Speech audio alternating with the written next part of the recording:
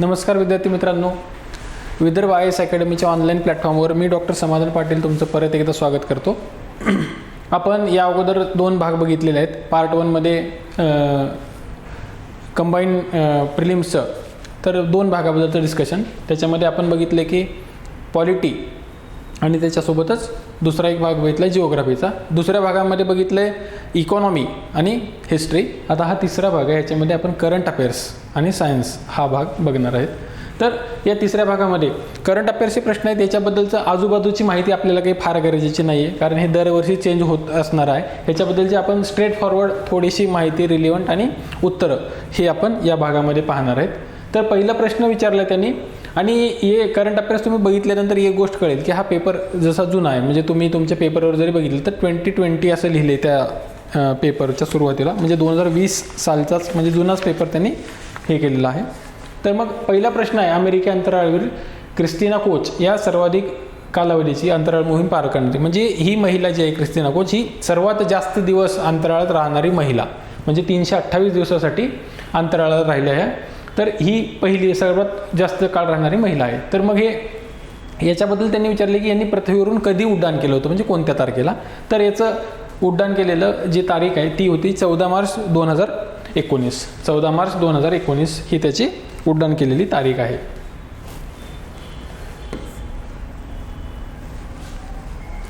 मार्च 2019. त्याच्यामुळे ऑप्शन 3 हे त्याचं उत्तर आहे.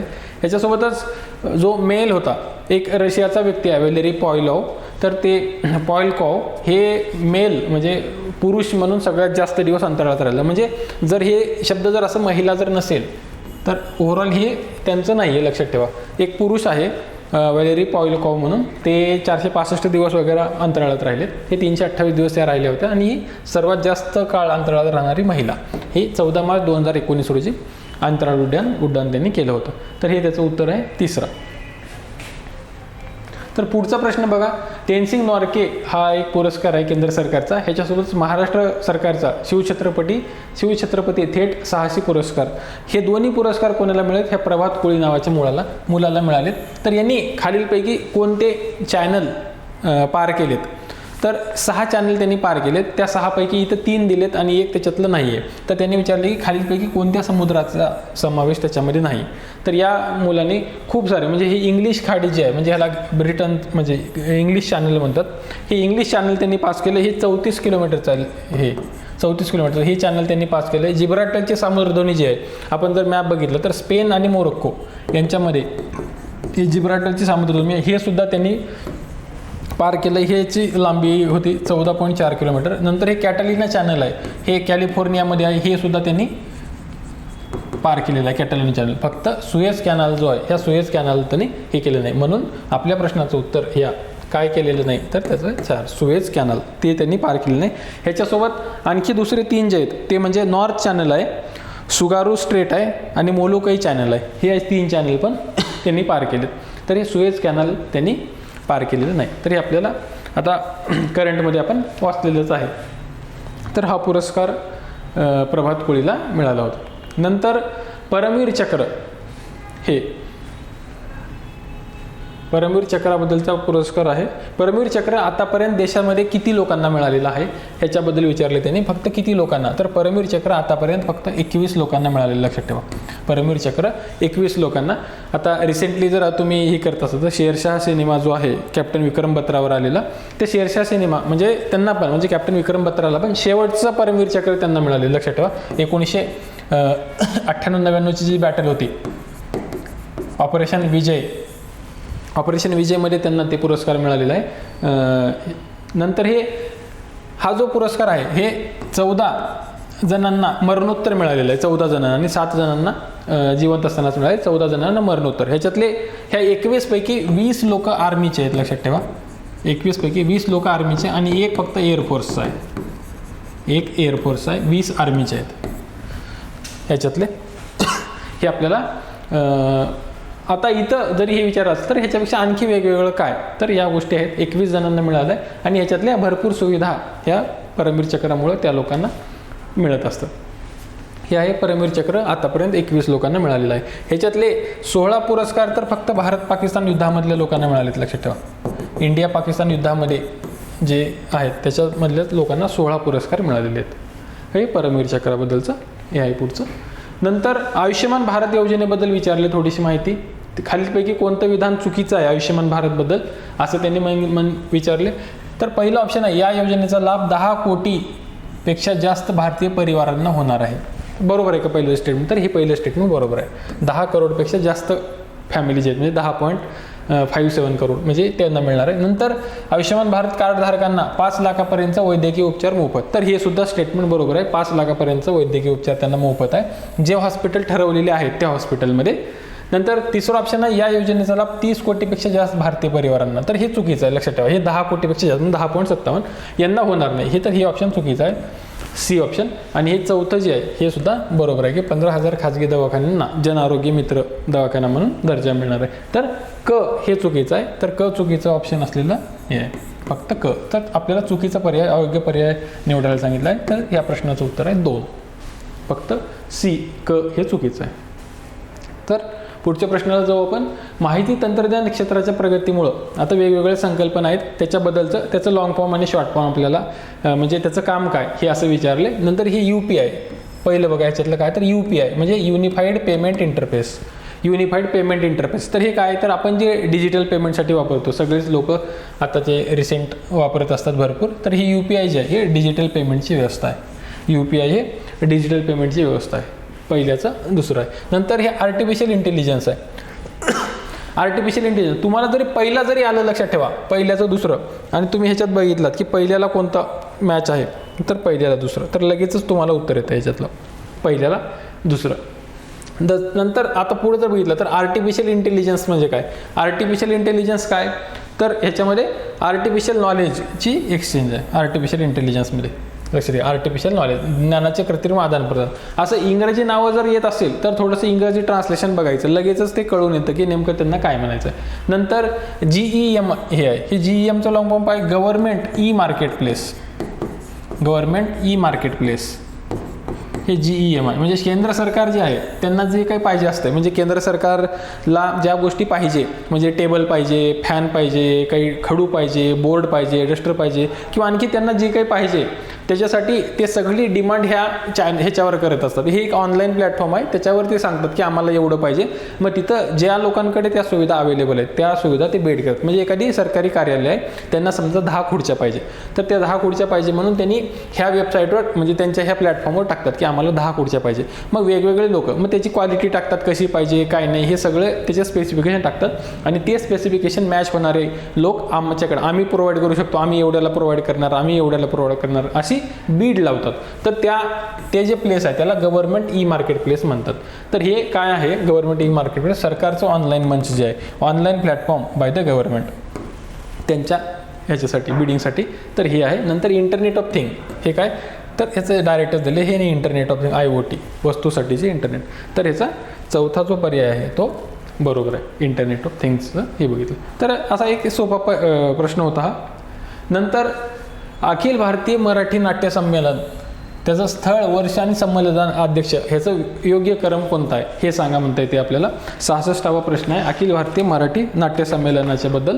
तर पहिला जो आहे ऑप्शन हे चर्चेत काय तर हे 2020 साली ह्याचं 100वे नाट्य संमेलन झालेलं लक्षात ठेवा 2020 साली. आणि 100व्या नाट्य संमेलनाचे अध्यक्ष होते जब्बार पटेल. तर आता 100वे होणार होतं म्हणून आयोगाने अगोदरच प्रश्न विचारून टाकला हा की हे कोण आहे. तर हे 2016 जे आहे ठाण्याचं ह्याचे गंगाराम गवाणकर हे त्याचे अध्यक्ष होते.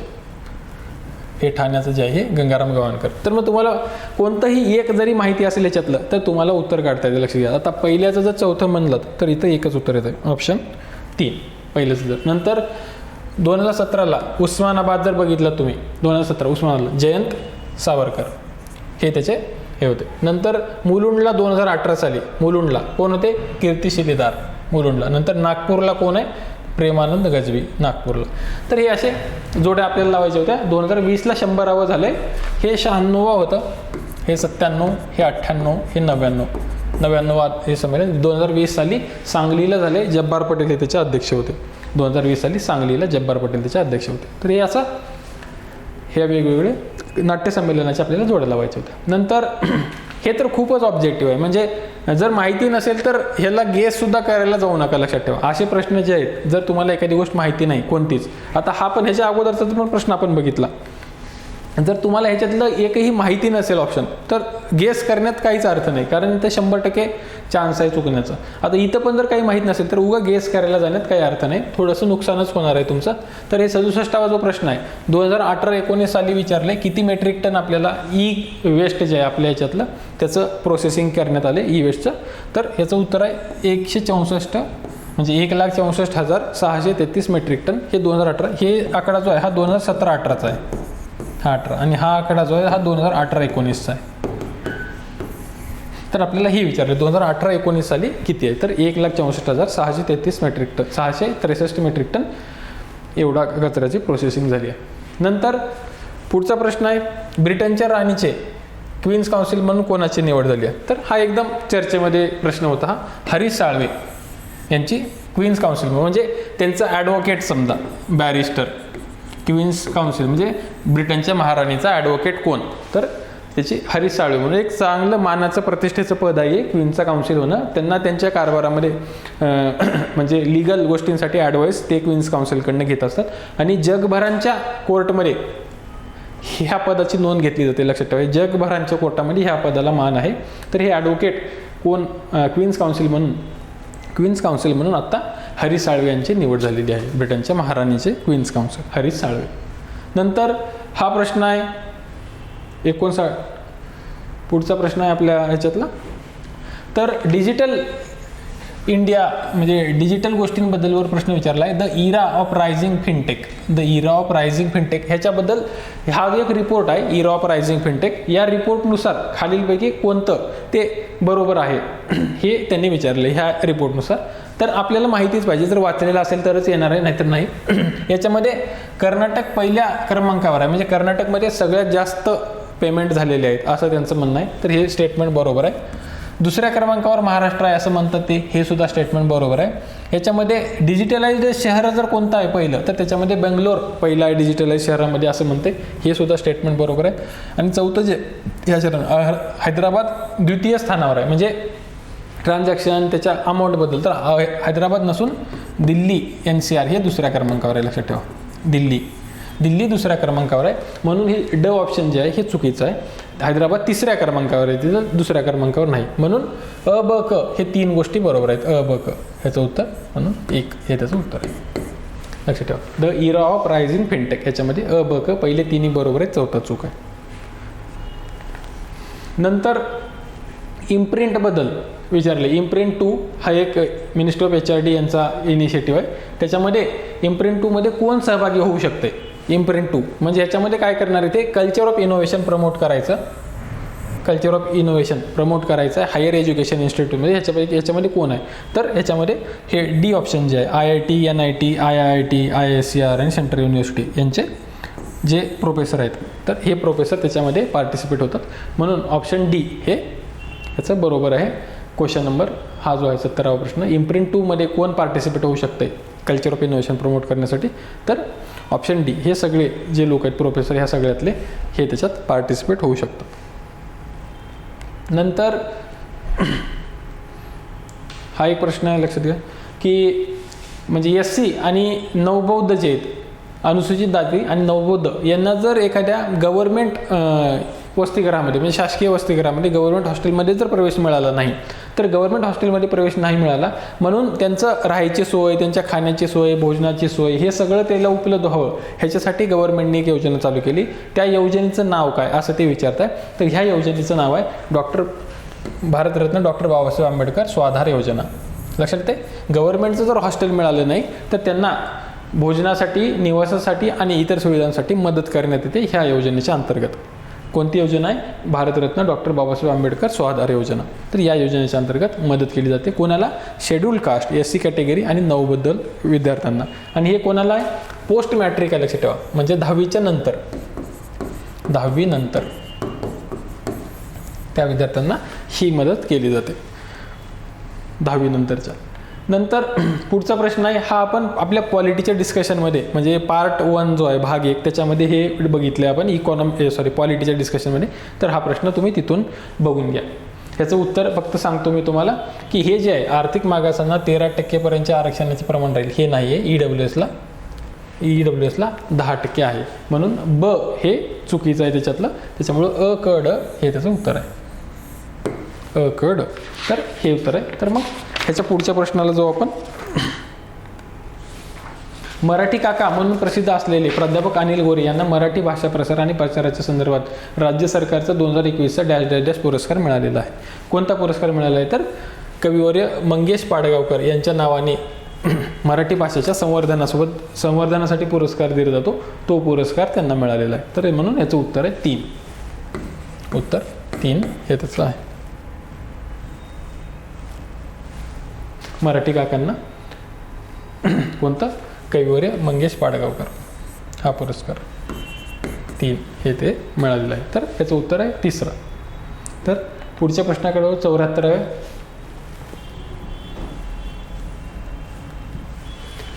आंतरराष्ट्रीय संघटना विकास संघ IODA international organization development association ह्याचं पहिले जनरल व्हाईस प्रेसिडेंट म्हणून कोणत्या भारतीयाची निवड झाली आहे. भारतीय पण आणि आशियान पण म्हणजे भारतातले आणि आशिया खंडातले हे पहिले आहेत. लक्षात घ्या की ह्याचे जनरल व्हाईस प्रेसिडेंट म्हणून निवड झाली. आणि ते जनरल व्हाईस प्रेसिडेंट म्हणून कोणाची निवड झाली तर विनया शेट्टी यांची निवड झालेली आहे पहिले जनरल व्हाईस प्रेसिडेंट म्हणून. IODAचे international organization for developmental association यांचे पहिले व्हाईस प्रेसिडेंट म्हणून विनया शेट्टी यांची निवड झालेली आहे. तर याचं उत्तर आहे विनया शेट्टी 2. त्याच्यानंतर हे शेवटचा प्रश्न आहे आपल्या करंट अफेअर्समधला. इस्रोच्या डिसेंबर 2020मध्ये कोणती मानवरहित मोहीम अंतराळात पाठवणार आहे तर हे गगनयान पाठवणार होते, पण कोविड असल्यामुळं ही मोहीम पुढे शिफ्ट झालेली आहे. आता हे 2022 साली आपण पाठवू असं इस्रोच्या अध्यक्षांनी सांगितलेलं आहे. 2022 साली आता पाठवणार आहेत आणि त्या मोहिमेचं नाव आहे गगनयान. ह्याच्यामध्ये मानवरहित ही अंतराळात पाठवणाऱ्याची मोहीम आहे. तर अशा पद्धतीनं आपण करंट अफेअर्स म्हणजे एकदम फॅक्च्युअल आहेत, काहीच हे नाही आहे. जर वाचलेलं असेल तरच आपल्याला उत्तर येणार आहे. करंट अफेअर्सच्या 15 प्रश्नांचं डिस्कशन आपण पाहिलेलं आहे. तर अशा पद्धतीनं आपण जे 6 भाग आपल्याला कव्हर करायचे होते ते 6 भाग आपण आपल्या संयुक्त पूर्व परीक्षेच्या पेपरला विचारणारे 6 भाग कव्हर केलेले आहेत. तर सगळ्यांनी याबद्दलचे डिटेल्स बघा आणि आपण या माध्यमातून अकॅडमीच्या माध्यमातून विदर्भ IAS अकॅडमीच्या माध्यमातून राज्यसेवा मुख्य परीक्षेसाठी इकॉनॉमिक्सचा कोर्स मी स्वतः कंडक्ट करतोय.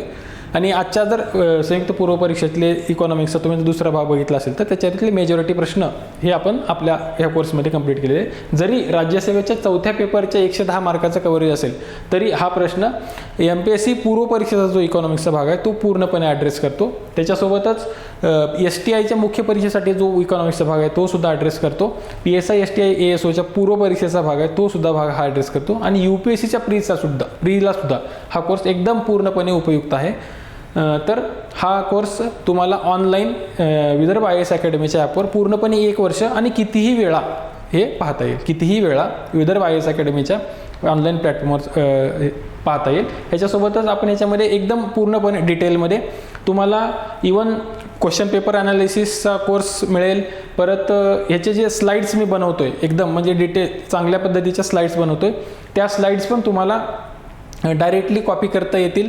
म्हणजे एकदम नोट्स फॉर्ममध्ये तुम्ही त्या स्लाईड्स आणि हा कोर्स एकदम चांगल्या पद्धतीने जर तुम्ही हे केलात तर 110 पैकी कमीत कमी 80 मार्क मिळतील. GS4च्या अर्थशास्त्राचा जो भाग आहे तो 110 मार्काला आहे आणि सायन्स अँड टेक्नॉलॉजी 40 मार्काला आहे. तर ह्या 110 पैकी 80 मार्क मिळण्याची हमी मी ह्या कोर्समधनं तुम्हाला देतो आणि जेन्युइनली सांगतोय की हे 80 मार्क तुम्हाला या कोर्समधनं मिळतील.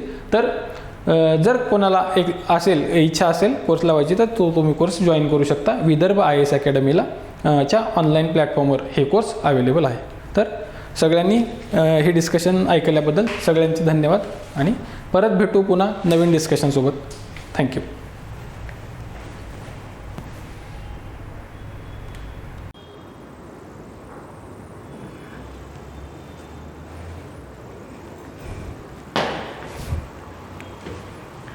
नमस्कार विद्यार्थी मित्रांनो, विदर्भ IAS अकॅडमीच्या या प्लॅटफॉर्मवरती तुमचे परत एकदा मनापासून स्वागत आहे.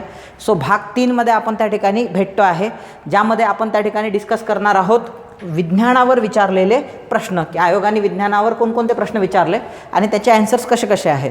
एकतर विज्ञानावरचे प्रश्न जे आहेत ते टू फॅक्च्युअल होते आणि जर एक 5-6 क्वेश्चन जर सोडले आपण तर बाकीचे जे उरलेले क्वेश्चन आहे 8 ते 9 क्वेश्चन हे भरपूर ॲम्बिग्युअस होते आणि काही ते इररिलेवंट पण तुम्हाला पाहायला मिळतात. पण आपण अशा गोष्टींसाठी रेडीच असलं पाहिजे पेपरला जाताना, की बाबा एक 15 पैकी 15ला 15 नाही पण 5 क्वेश्चन हे सिम्पल येतात, 5 क्वेश्चन ॲम्बिग्युअस येतात आणि 5 अतिशय टफ येतात. असं एखाद्या विषयाच्या बाबतीत नक्की घडताना दिसते. सो या विषयाच्या बाबतीत तसं घडलेलं आहे. फॉर एक्झाम्पल पहा, पृथ्वीवरील विविध ताऱ्यांची अंतरे निश्चित करण्यासाठी अशी पद्धती ना कोणत्या सिलेबसमध्ये दिलेली आहे ना याच्या आधी कोणी अभ्यासलेली आहे. परंतु नॉर्मली जर असं एक इंट्युशन्स असतात पहा, की बाबा ग्रॅव्हिटेशनल मेथड आहे, पॅरलल मेथड आहे, डायरेक्ट मेथड आहे. एक मेथड ऑड दिसते तुम्हाला, पॅरलॅक्स मेथड, आणि तेच त्याचं उत्तर आहे. आता ती मेथड काय आहे, कशी आहे, सो ते काही समजावून घेण्यामध्ये काही तेवढी त्याला मिनिंग नाही आहे, किंवा असाच प्रश्न परत आयोग विचारेल याची काही गॅरंटी नाही आहे. हा एक ऑड कॅटेगरीतला क्वेश्चन होता, जे आला तर आला, नाही आला तर नाही आला. पुढं जाऊया. हा महत्त्वाचा क्वेश्चन होता, सौरघट, सोलार सेल, बरोबर. कारण राज्यसेवेच्या मेन्समध्ये देखील तुम्हाला टॉपिकमध्ये सोलार सेलची माहिती दिलेली आहे.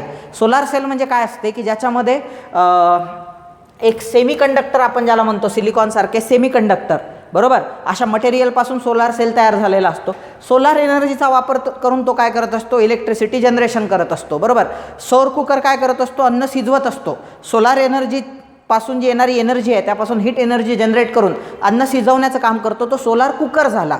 तो अन्न शिजवण्यासाठी. सोलार सेलचा वापर कशासाठी होतो, इलेक्ट्रिसिटीच्या जनरेशनसाठी. मग इथं पण तुम्हाला हा जो आपला सोलार सेल आहे तो इलेक्ट्रिसिटीचं जनरेशन करताना तुम्हाला पाहायला मिळतो. मग आता हा जो सोलार सेल आहे इलेक्ट्रिसिटीचं जनरेशन कसं करतो, तर पहा याच्यामध्ये 2 जंक्शन असतात, त्याला PN जंक्शन म्हणतात. म्हणजे सो अशा मटेरियलपासून तो तयार झालेला असतो, ज्याला आपण सेमीकंडक्टर मटेरियल म्हणतो. सिलिकॉनसारखं ते मटेरियल असते. सो ज्यामध्ये P जंक्शन आणि N जंक्शन असते त्याच्यामध्ये, बरोबर. सो जेव्हा सूर्याची किरणं ह्याच्यावरती पडतात, बरोबर, सूर्याच्या किरणासोबत फोटॉन येतो. ॲक्च्युली सूर्यामधली जी प्रकाश ऊर्जा आहे ती ऊर्जा कशामुळं असते, ह्या फोटॉनमुळंच असते. ही ऊर्जा कशात सामावलेली असते, या फोटॉनमुळं. मग हा फोटॉन जेव्हा याच्यावर पडतो, येते लक्षात, सो ह्या PN जंक्शनवर जेव्हा पडतो किंवा ह्या सेमीकंडक्टर मटेरियलवर, सो याच्यातल्या इलेक्ट्रॉनला तो एनर्जी काय करतो, देऊन टाकतो. आणि त्यामुळं इलेक्ट्रॉन अनस्टेबल होतो, व्हायब्रेट व्हायला लागतो आणि तो स्वतःची जागा चेंज करतो. किंवा तो काय होतो, एनर्जी मिळाल्यामुळं व्हायब्रेट व्हायला लागतो आणि जागा चेंज करायला लागतो. आणि याच इलेक्ट्रॉन्सचा वापर करून आपण काय करतो, इलेक्ट्रिसिटी जनरेशन. मग याला काय म्हटलं जाते, फोटोव्होल्टाईक इफेक्ट म्हटलं जाते. येतं लक्षात. सो या गोष्टीला हे जे घडलेलं आहे, फोटॉन्स पडल्यामुळं इलेक्ट्रॉन्स इमिट होणे किंवा इलेक्ट्रॉन बाहेर पडून त्यामुळे इलेक्ट्रिसिटी वाहायला लागणे, सो या इफेक्टलाच आपण काय म्हणतो, त्या ठिकाणी फोटोव्होल्टाईक इफेक्ट म्हणतो. सो हाच फोटोव्होल्टाईक इफेक्ट तुम्हाला कशामध्ये पाहायला मिळतो, सोलार सेलमध्ये पाहायला मिळतो. हा प्रश्न नव्हता चुकायला पाहिजे, हा सोपा कॅटेगरीतला प्रश्न होता तुमचा. आता हा पण ॲम्बिग्युअस क्वेश्चन आहे. खगोलशास्त्रीय समस्येचे निराकरण करण्यासाठी बीजगणिताचा वापर सर्वात आधी कोणी केला, म्हणजे ॲस्ट्रॉनॉमीमध्ये अल्जेब्राचा वापर सर्वात पहिल्यांदा कोणी केलेला आहे. सो अल्जेब्राचा वापर किंवा बीजगणिताचा वापर सर्वात पहिल्यांदा आता या तिघांनी केलेला आहे. भास्कराचार्यांनी पण केलेला आहे, पण तो 11व्या शतकात केलेला आहे. ब्रह्मगुप्तनी केलेला आहे, तो 8व्या शतकामध्ये केलेला आहे. परंतु 6व्या शतकामध्ये याचा वापर कोणी केलेला आहे, आर्यभट्टांनी केलेला आहे. सो आर्यभट्टांनी पृथ्वीचं येते लक्षामध्ये आकार पण काढलेला आहे. त्याच्यानंतर पृथ्वीचं डायमीटर, त्रिज्या किती असते, सर्कम्फरन्स किती असतो, त्यानंतर पृथ्वीपासून सूर्याचं अंतर किती आहे. तुम्ही म्हणणार सर हे कसं काय मोजलं, तर ट्रिग्नॉमेट्रीचा त्या ठिकाणी त्यांनी वापर केलेला आहे. सो झाडाची सावली आणि मनुष्याची सावली याचं इक्वेशन पाहून सूर्याचं काय केलेलं आहे त्यांनी, सूर्याचा आकारमान काय आहे किंवा सूर्य किती दूर आहे पृथ्वीपासून, हे सगळे डायमेन्शन्स त्यांनी काय केलेले आहे, मोजलेले आहे. येतं लक्षामध्ये. सो त्याला सूर्य सिद्धांत आपण म्हणतो. त्या सूर्य सिद्धांतामध्ये त्याच्यानुसार मग किती युग पडतात, येतं लक्षात, कालखंड किती आहे, वर्ष किती आहे. सो कलियुग काय असते, येतं लक्षात, द्वापरयुग काय असते, त्रेतायुग किती वर्षाचं असते. सो हे पण त्यांनी काय केलेलं आहे त्याच्यामध्ये मेन्शन केलेलं आहे. सो सूर्य सिद्धांतामध्ये त्यांनी काय केलेलं आहे, त्या ठिकाणी बीजगणिताचा वापर केलेला आहे. कशामध्ये, तुमच्या ॲस्ट्रॉनॉमीमध्ये. सो हे 3ही जण आहे, पण ह्या तिघांमध्ये त्यांनी विचारलं की सर्वात आधी कोणी वापर केला, तर सर्वात आधी करणारा कोण आहे, आर्यभट्ट आहे.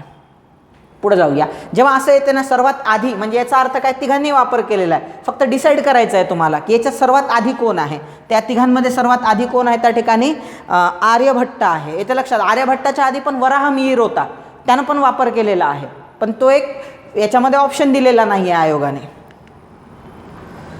German silver. आता काही दिवसापूर्वी मी ही पोस्ट टाकली होती पहा यूट्यूबला. ज्यानं ह्याचं पाठांतरण चांगलं केलं त्याला हा क्वेश्चन इझिली सुटलेला असणार आहे. सो शेवटी मी त्याचं जर्मन सिल्वरचं लिहिलेलं आहे. जर्मन सिल्वरमध्ये कॉपर असते, झिंक असते आणि निकेल असते, आणि याचा वापर काय केला जातो, आर्टिफिशियल दागिने तयार करण्यासाठी केला जातो, जे चांदीचे सोन्याचे असल्यासारखे भासायला लागतात म्हणजे. सो याला काय म्हणतात, German silver. As it is विचारलं आहे, कॉपर, झिंक आणि निकेल याच्यापासून ते बनलेलं असते. सो कॉपर, झिंक आणि निकेल हे त्याचं काय आहे, उत्तर आहे. पुढे जाऊया आपण.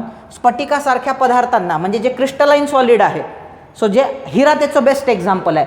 भौमितीय रचना असते, बरोबर आहे, क्रिस्टलला भौमितिक रचना असते, 3 डायमेन्शनल असतात ते क्रिस्टल्स. काय असतात, नॉर्मली 3 डायमेन्शनल असल्याचं तुम्हाला पाहायला भेटतात. द्रवीभवन, मेल्टिंग पॉईंट येते लक्षामध्ये. सो त्याला आपण म्हणतो definite boiling point, melting point येते लक्षात, किंवा त्याला डेफिनेट गोठण बिंदू देखील तुम्हाला पाहायला मिळतो, फ्रीजिंग पॉईंट. हे सगळे गुणधर्म त्यामध्ये असतात. दिशानुवर्ती गुणधर्म असतात, बरोबर आहे. सो दिशानुवर्ती म्हणजे काय, 3 डायमेन्शन आहे. सो एक्स ॲक्सिस त्याच्यामध्ये आहे, त्याच्यानंतर वाय ॲक्सिस आहे आणि झेड ॲक्सिस आहे. सो हे जे एक्स, वाय, झेड तीनही याच्यामध्ये दिशानुवर्ती त्याचे गुणधर्म काय होत जातात, बदलत जातात त्या ठिकाणी. सो त्यामुळं हे जे आहे स्फटिकासारख्या पदार्थांना, हे तीनही तुम्हाला त्या बाबतीत खरं असताना पाहायला मिळते. म्हणून याचं उत्तर काय आहे, वरीलपैकी सर्व बरोबर आहे. बरोबर.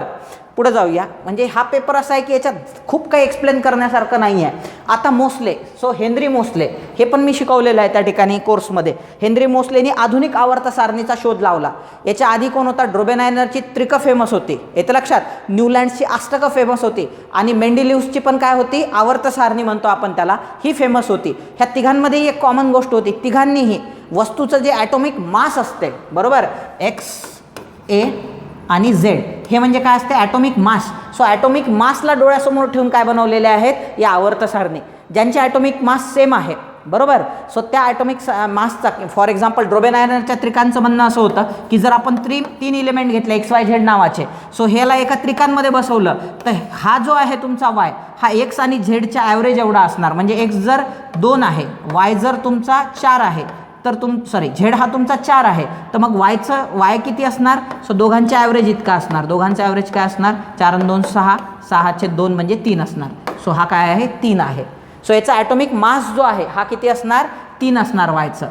एक्स, मग असे जे आहे ज्यांचं ॲटॉमिक मास हे पहिल्या आणि तिसऱ्या इलेमेंटच्या ॲव्हरेज इतकं आहे, अशा तिघांना एका याच्यात बसवलं. म्हणजे याच्यात प्रमाण काय मानलेलं आहे त्यांनी, ॲटॉमिक मास. तसं न्यूलँडची अष्टकं तयार करताना ॲटॉमिक मासला प्रमाण मानूनच त्यानं बनवलेलं आहे. मेंडेलिव्हची आवर्त सारणी पण तशी बनली. परंतु हेनरी मोस्ले जो आहे, ज्यानं आधुनिक आवर्त सारणीचा शोध लावलेला आहे, जेव्हा यूट्यूबवर क्वेश्चन टाकतो असतो मी, म्हणजे कम्युनिटी सेक्शनमध्ये यूट्यूबला क्वेश्चन्स देखील बनवून टाकल्या जातात, त्यामध्ये देखील हा क्वेश्चन टाकलेला आहे की आधुनिक आवर्त सारणी ही कशावर आधारलेली आहे. आणि दुसरा एक क्वेश्चन बनवला, आधुनिक आवर्त सारणीचा जनक कोण आहे. आधुनिक आवर्त सारणीचा जनक हेनरी मोस्ले आहे, आणि ही आवर्त सारणी अणूच्या अणुअंकावर, येतं लक्षामध्ये, अणुअंक म्हणजे ॲटॉमिक नंबरवर, कशावर आहे, ॲटॉमिक नंबर, अणूच्या क्रमांकावर त्या ठिकाणी डिपेंड असल्याचं पाहायला मिळते, येतं लक्षात. सो त्यामुळे ते उत्तर आहे. आधुनिक योजनेनुसार वर्गीकरणाचे 5 किंगडम. R.H. विटाकर 100 वेळा बोललो असणार मी लेक्चरमध्ये. R.H. विटाकर यांनी 5 किंगडम थेरी मांडलेली आहे. सर्वात बेसिकला कोण होते त्या ठिकाणी, मोनेरा, एकपेशीय जीव, जे अतिशय आदिम होते, येतं लक्षात, ज्याला आर्के बॅक्टेरिया, सायनोबॅक्टेरिया पण आपण म्हणतो. त्याच्यानंतर त्यापासून डेव्हलप झाले प्रोटिस्टा, हे एकपेशीय होते, पण ह्याच्यामध्ये ऑर्गॅनिल्स व्यवस्थित डेव्हलप झालेले आहे. जे तुमचे प्रोटिस्टा होते, येतं लक्षामध्ये, सो जे तुमचे मोनेरा होते, हे प्रोकॅरिओटिक दिसतात, ज्याच्या कॅरिओटिक म्हणजे सेल्स ह्या आदिम आहेत. आणि युकॅरिओटिक पाहायला मिळतात तुम्हाला प्रोटिस्टा, ज्याच्या सेल्स, ज्यामधले ऑर्गॅनिल्स वेल डेव्हलप आहे. आणि यापासूनच उरलेली जी सृष्टी आहे, सो किंगडम फंगाय किंवा किंगडम फंजाय, त्याच्यानंतर किंगडम ॲनिमेलिया आणि किंगडम प्लॅन्टिया डेव्हलप झालेला आहे. मग पहा याच्यात ऑप्शन कोणकोणते आहे. सो मोनेरा आहे, प्रोटिस्टा आहे, फंजा आहे, प्लॅन्टिया आणि ॲनिमेलिया आहे. म्हणजे ब हे उत्तर असणार. सो 2 मध्ये दिलेलं आहे फक्त ब. स्ट्रेट फॉरवर्ड क्वेश्चन होता, व्हेरी इझी. आता हे जे क्वेश्चन आहे, मी म्हटलं ना 5 ते 6 क्वेश्चन सोप्या कॅटेगरीमध्ये येतात. मग हे क्वेश्चन तुमचे सुटायलाच पाहिजे बरं का. सायन्सचा जर तुम्ही अभ्यास करणारे आहे तर हे क्वेश्चन तुमचे गेलेच नाही पाहिजे. समजा हा एक क्वेश्चन आहे, बरोबर, क्वेश्चन नंबर 32 हा नाही चुकला पाहिजे, 34 पण नाही चुकला पाहिजे, हा गेला तरी चालतो. त्यानंतर हे 2 क्वेश्चन नाही चुकले पाहिजे, हे कन्फर्म मार्क देणार आहे. असे 7-8 जरी मार्क पडले 15पैकी तरी भरपूर आहे बरं का विद्यार्थी मित्रांनो. मलेरियाच्या तापामध्ये थंडी वाढते, थंडी वाजते. आता मलेरिया हा जो आजार आहे हा डासांमार्फत, येते लक्षात, ॲनाफिलिस डासाची मादी सहसा काय होते तुम्हाला रात्री चावते, ती सहसा दिवसा चावत नाही. आणि दुसरं म्हणजे काय आहे ती की गुडघ्याच्या वर उडू शकत नाही, ती हेवी असते. सो तुमच्या पायाच्या खालच्याच भागाला चावते आणि तुम्हाला मलेरिया नावाचा किंवा डेंग्यू नावाचा काय होतो त्या ठिकाणी आजार जडतो ह्या डासांमुळं, बरोबर. एडिस इजिप्ती डासाचं पण असंच आहे, मलेरिया डासाचं पण असंच आहे. सो मलेरिया डास जर तुम्हाला तो चावला, येतं लक्षामध्ये, सो तुम्हाला इन्फेक्शन होते आणि तुमच्या ब्लडचं रप्चरिंग सुरू होऊन जाते. त्यातून एक पॉयझनस कंपोनंट तयार होतो तुमच्या ब्लडमध्ये. आता ब्लडमध्ये तयार होणारा पॉयझनस कंपोनंट कोणता आहे? हिमोग्लोबिनपासून तयार होतो तुमचा हिमोझोईन. रप्चरिंग चालते तुमच्या हिमोग्लोबिनचं. सो त्यामधलं हिमो वेगळं होते, येतं लक्षात, आणि ग्लोबिन वेगळं होते आणि हिमोझोईन त्याच्यापासून तयार होते आणि त्यामुळे तुम्हाला थंडी वाजायला लागते. एकदा क्लासमध्ये मी डिस्कस करत असताना ही गोष्ट बोललेलो आहे की मलेरियाच्या तापात थंडी एक्झॅक्टली का वाजते आहे. पुढे जाऊया आपण. आफ्रिकन स्लिपिंग सिकनेस, याच्या आधी हा क्वेश्चन आयोगाने विचारला पण वेगळ्या अँगलने विचारला. तेव्हा विचारला होता कोणती माशी चावल्यामुळं हा आजार होतो. तर लक्षात ठेवा, सेत्से नावाची माशी चावल्यामुळं हा आजार होतो. हा आफ्रिकन खोऱ्यांमध्ये जे इक्वेटोरियल कंट्रीज आहे तिथं कीटकांचं प्रमाण मोठ्या प्रमाणात आहे.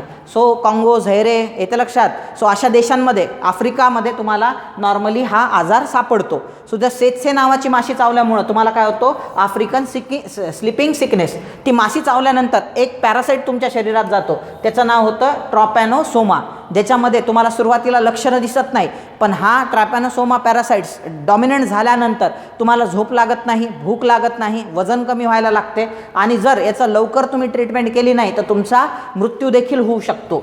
सो आफ्रिकन स्लिपिंग सिकनेसचं कारण काय आहे? ट्रॅपॅनोसोमा आहे. आता इथं शैवाल आणि बुरशीचा समावेश खालीलपैकी कोणत्या गटात होतो? आता इथे यांनी चुकीचं दिलं आहे बरं का, फंगी हा शब्द नव्हता द्यायला पाहिजे इथं, कारण फंगीचं वेगळं किंगडम आहे बरं का, किंगडम फंगी. आणि जो शैवाल आहे हा जो वर्ग आहे, अल्गी ज्याला म्हणतो आपण, हा कशाचा भाग आहे? किंगडम प्लॅन्टियाचा. मी हे क्लासमध्ये जाता जाता सहज गुरुवारी बोललो होतो माझ्या ऑफलाईन लेक्चरमध्ये 9च्या बॅचमध्ये. हे लक्षात ठेवा, हे विचारतात. एकाच लेक्चरमध्ये त्यांना सांगितलं होतं काय काय फरक असतो. सर्वात बेसिकला थॅलोफायटा असतात, त्यानंतर ब्रायोफायटा आहे, नंतर टेरिडोफायटा म्हणजे पी सायलेंट आहे, टेरिडोफायटा, त्याच्यानंतर जिम्नोस्पर्म, अँजिनोस्पर्म, येतं लक्षामध्ये. सो असा तो क्रम होता. त्यामध्ये मी सांगितलं होतं थॅलोफायटामध्ये काहीच डेव्हलप होत नाही आणि हे पाण्यात असतात ना, याच्यामध्ये फूल फळ फक्त त्या काय असतात, एक ग्रीन पिगमेंट असणाऱ्या सेल्स असतात, त्याचं कंपायलेशन असते. सो त्याला काय म्हणतो? थॅलोफायटा. नॉर्मली शैवाल वर्ग याच्यामध्ये तुम्हाला मोडताना दिसतो आहे. ब्ल्यू आपण त्याला काय म्हणतो? ब्ल्यू अल्गी म्हणू शकतो, ब्राऊन अल्गी म्हणू शकतो, ग्रीन अल्गी म्हणू शकतो. ब्रायोफायटामध्ये काय व्हायला लागते? तुमचं थोडंसं डेव्हलपमेंट व्हायला लागते.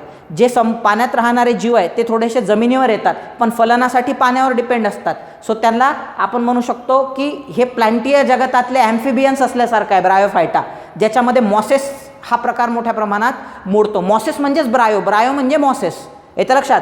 टेरिडो म्हणजे काय त्या ठिकाणी? टेरिडो म्हणजे त्याचा अर्थ नेचवर्गीय, ज्याच्यामध्ये व्हस्क्युलर सिस्टीम डेव्हलप झालेली आहे, म्हणजे संवहिनी ज्याला म्हणतो आपण, किंवा वाहिन्यांचं जाळं निर्माण झालेलं आहे. सो अन्नाचं ज्ञान करण्यासाठी त्या ठिकाणी, अन्न नेण्यासाठी त्या ठिकाणी फोलेम पाहायला मिळते. त्यानंतर पाण्याचं वहन करण्यासाठी झायलेम पाहायला मिळते. अन्नाचं वहन म्हणजे न्यूट्रिएंट्सचं वहन, त्याच्यामध्ये पानं डेव्हलप झालेलं आहे, खोड डेव्हलप झालेलं आहे, मुळं डेव्हलप झालेलं आहे. सो अशा नेचवर्गीय वनस्पती टेरिडोफायटामध्ये येतात.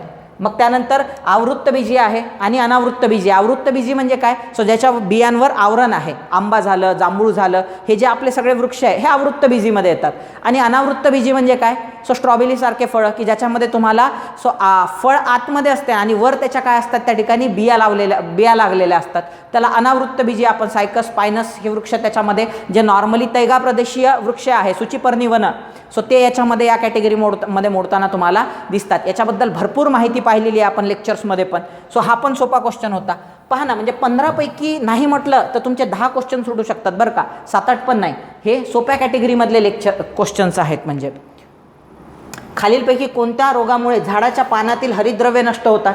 सो एकच आहे. सो झाडाचं पान हिरवं आहे ते दुसऱ्या रंगात कन्वर्ट झालं पाहिजे, त्याला येल्लो मोझाईक म्हणतात. आणि जगात सर्वात पहिल्यांदा व्हायरसचं जे डिटेक्शन झालेलं आहे ते कशावर झालेलं आहे? ते जे आपण त्याला मोझाईक व्हायरस म्हणतो, म्हणजे ते कशावर सापडलेलं आहे त्या ठिकाणी? टोबॅकोवर. त्याला टोबॅको मोझाईक TMV म्हणतात, टोबॅको मोझाईक व्हायरस म्हणतात म्हणजे त्याला. आणि या व्हायरसमुळे टोबॅकोचे पानं पिवळे पडायला लागतात आणि नंतर काय होतात, ते डोंग्यासारखे होतात. याच्या लक्षात. सो ते आकुंचन पावायला लागतात. असा एकच आजार आहे. आणि बाकीचे सगळे जे आजार आहेत ना, ज्वारीवर पडणारा स्मट नावाचा रोग, तो ज्वारीवर पडतो. त्यानंतर सायट्रस कॅन्कर, ते निंबावर पडणारे स्पॉट असतात. इथं काय विचारलेलं आहे, पानातील हरितद्रव्य विचारलेलं आहे. सो तो एकच आजार आहे, मोझाईक डिसीज ऑफ टोबॅको, हे त्याचं उत्तर असणार. मग हे बाकीचे नाही आहे, मोझाईक डिसीज ऑफ टोबॅको.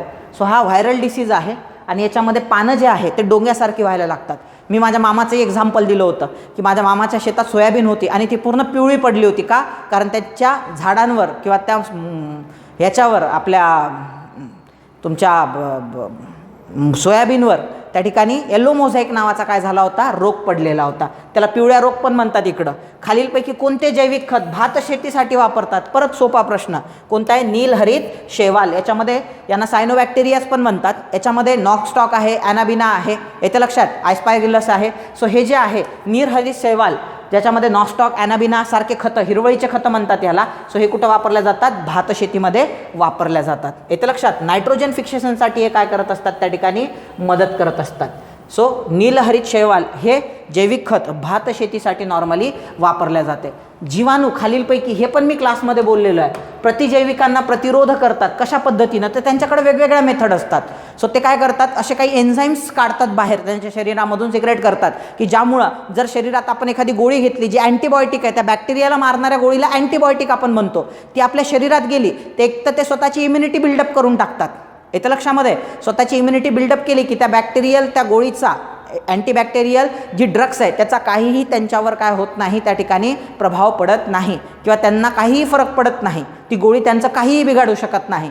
नाही तर मग ते काय करतात, असे काही डेंजरस एन्झाईम सिक्रेट करतात की त्या गोळीचा असर काय होऊन जातो, नलिफाय होऊन जातो. येते लक्षात. मग त्यांनी विचारलेलं आहे अशा कोणकोणते मेकॅनिझम्स आहेत बॅक्टेरियाकडं की जे काय करू शकतात, अँटी बॅक्टेरियल ज्या ड्रग्स आहेत त्याच्या विरुद्ध वापरू शकतात. सो कोशिकांवरील रिसेप्टर्समध्ये बदल, बरोबर आहे, बरोबर. सो सेल्स असतात, ते काय करत असतात की त्या ठिकाणी त्यांच्यावर रिसेप्टर्स लागलेले असतात. सो त्या ड्रग्स ज्या आहेत किंवा ते जे मटेरियल आहेत, सो ते त्यांच्यावर अँटीने लागलेलं असतात. मी व्हायरस या लेक्चरमध्ये टाकलेलं आहे, बरोबर. सो ते बॅक्टेरियाजमध्ये पण तसं पाहायला मिळते तुम्हाला. मग त्याच्यामध्ये काय करायचा, बदल करायचा, म्हणजे ते ड्रग्स त्या बॅक्टेरियाला हार्मच करणार नाही. जे बाहेर आपल्या अँटीने लागलेले आहेत बॅक्टेरियाजला, ते बॅक्टेरियाच्या शरीरावरच्या अँटिनांमध्ये काय करायचे, बदल करायचे. कोशिकांवरील जे रिसेप्टर, त्या अँटिनाला आपण रिसेप्टर्स म्हटलेलं आहे, त्याच्यामध्ये चेंजेस करायचे. त्यानंतर MDR पंप टेक्नॉलॉजी, म्हणजे यांचं जे मेम्ब्रेन असते, येतं लक्षामध्ये. सो त्याच्यामध्ये MDR पंप म्हणजे ही एक रेझिस्टंट मेकॅनिझम आहे MDR पंप म्हणजे. सो त्यामुळं पण ड्रग्स नलिफाय होते किंवा ड्रग्सचा जो परिणाम आहे, औषधाचा परिणाम, तो नलिफाय होतो. वेगवेगळ्या एन्झाईम्स त्याच्यामुळं काय होते, प्रतिजैविक नलिफाय होऊन जातात, न्यूट्रल होऊन जातात. सो ह्या तीनही मेथडमुळं जीवाणू काय करतात, त्या ठिकाणी यंत्रणेच्या माध्यमातून प्रतिजैविकांना विरोध करतात. येतं लक्षात. आणि अशा प्रश्नाची उत्तरं नॉर्मली काय मारायची असतात, ऑल ऑफ द अबोव्हच मारायचे असतात. पुढे जाऊया. स्टॅफिलोकोकस खाद्यपदार्थावर विषबाधा होते. कशामुळे? स्टॅफिलोकोकस कोकल हा जो आहे, येतं लक्षामध्ये, हा बॅक्टेरिया नॉर्मली तुम्हाला कुठं पाहायला मिळतो. सो नॉर्मली जे मांस असतात, बरोबर, किंवा नॉनव्हेज आहे, हे तुम्हाला दिसणार नाही, याचा वास पण येणार नाही, पण हा टॉक्झिन्स तयार करतो. आणि असं म्हणजे नॉर्मली असं असते ना की सकाळी कापलेलं मांस संध्याकाळी खाऊ नये. काही काही लोक काय करतात, सकाळी कापलेलं मांस हे 2-3 दिवसांनी पण विकतात फ्रीझरमध्ये वगैरे ठेवून. मग अशा वेळेस त्याच्यामध्ये स्टॅफिलोकोकस डेव्हलप होतो आणि तो त्या ठिकाणी असे पॉयझनस कंपोनंट तयार करतो, त्यामुळं तुम्हाला फूड पॉयझनिंग होऊ शकते. सो याच्यामध्ये आधी तयार केलेले एन्टेरोटॉक्झिन अंतर्ग्रहण केल्यामुळं, म्हणजे हा काय करतो, म्हणजे बॅक्टेरियाचे एक वैशिष्ट्यच असते, ते शरीराच्या बाहेर काय करत असतात, अन्नाचं विघटन. मग त्याच्यासाठी ते काय करत असतात, त्याच्यावर वेगवेगळे ॲसिड सिक्रेट करत असतात. त्यामुळं ते जे मटेरियल आहे ते सडायला सुरुवात होते, डिग्रेड व्हायला सुरुवात होते. मग याच्यात काही काही पॉयझनस कंपोनंट पण असतात एन्टेरोटॉक्झिन सारखे. यामुळं काय होऊ शकतं, तुमच्या शरीराला अपाय होऊ शकतो. येते लक्षात. पुढे जाऊया आपण. आता शेवटचा क्वेश्चन हा फॅक्च्युअल आहे. राष्ट्रीय सॅल्मोनेला फास्ट टायपिंग केंद्र या ठिकाणी आहे, ते लेडी हॉर्डिंग्स कॉलेज नवी दिल्ली. ऑड क्वेश्चन होता, आला तर सोडवा, नाही आला तरी सोडून दिला तरी चालतो. सो सायन्सचा क्वेश्चन पेपर हा टू फॅक्च्युअल होता, खूप जास्त फॅक्च्युअल होता, पण 7-8 प्रश्न तुम्ही आरामात स्वतःच्या पल्ल्यात पाडू शकाल एवढा तो सोपा देखील होता, बरं का. बाकीचे तो ऑड आलेले आहे ते सोडूनच द्या तुम्ही. येतं लक्षात. सो हा होता तुमचा ऑड असणारा थोडासा सायन्सचा पेपर. आता खूप लोक विचारतात सर कट ऑफ किती लागणार आहे त्याचा ह्या पेपरचा. जो नॉर्मल कट ऑफ लागायचा दरवर्षी, सो नॉर्मली बघा PSIसाठी 44-45ला कट ऑफ लागायचा. ओपन कॅटेगरी OBC कॅटेगरीसाठी तोही यावर्षीच लागणार आहे. ओपन OBCसाठी तेवढाच राहील. ASOसाठी जो मागच्या वर्षी लागला आहे तोही यावर्षी राहील. फक्त STIचा थोडासा कमी होऊ शकतो. मागच्या वर्षी काहीतरी 55-56ला लागला होता, यावर्षी 51-52पर्यंत येऊ शकतो. का? कारण जागा 89 आहे. मग कट ऑफ थोडासा काय येणार, कॅटेगरी वाईज खाली येणार. सो अशा तुमच्या कट ऑफचं काय असू शकते त्या ठिकाणी, स्ट्रक्चर असू शकते. सो त्याचा विचार न करता ज्या पोरांना असं वाटते की आपल्याला चांगला स्कोर आलेला आहे, त्यांनी मस्तपैकी किंवा येणार आहे, सो त्यांनी मस्तपैकी मेन्सचा अभ्यास आत्तापासून सुरू करा. मेन्सच्या अभ्यासाला लागा मस्तपैकी. सो भेटत राहूया आपण अशाच एक्सप्लेनेशनमध्ये किंवा महत्त्वाची माहिती तुम्हाला द्यायची असेल अशा लेक्चर्समध्ये. आजचं लेक्चर कसं वाटलं हे तुम्ही नक्की कमेंट्स बॉक्समध्ये आम्हाला लिहून कळवा. तोपर्यंत धन्यवाद. जय हिंद.